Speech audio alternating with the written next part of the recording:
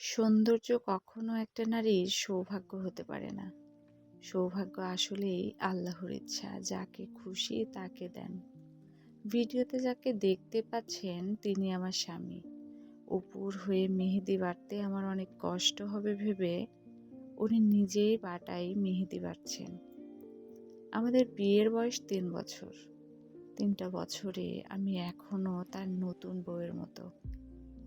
আমি হাঁপিয়ে যাওয়ার মতো কাজ উনি পছন্দ করেন না।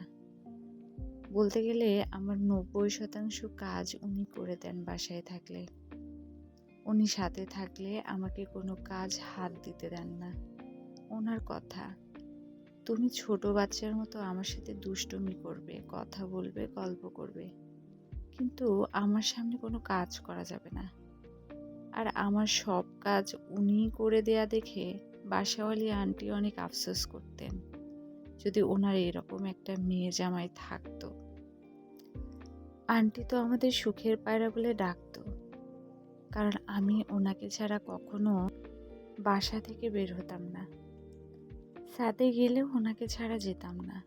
যাই হোক, বিয়েটা নিজের সিদ্ধান্তে করেছিলাম পরিবারের অনুপস্থিতিতে।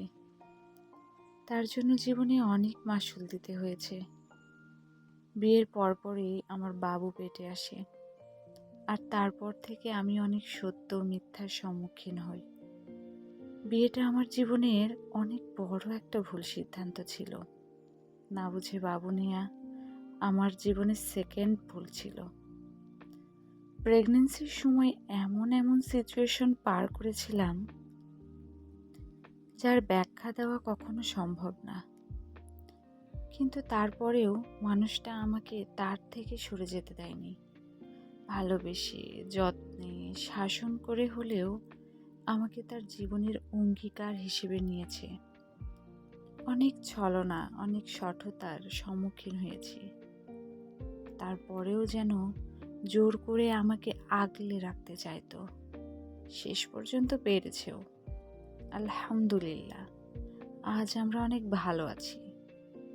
মানুষটাকে নিজের জীবনে পেয়ে একটা মেয়ে হিসেবে আমি অনেক গর্বিত। আমাদের জন্য সবাই দোয়া করবেন, আমাদের এই ছোট সংসারের জন্য। আল্লাহ হাফেজ।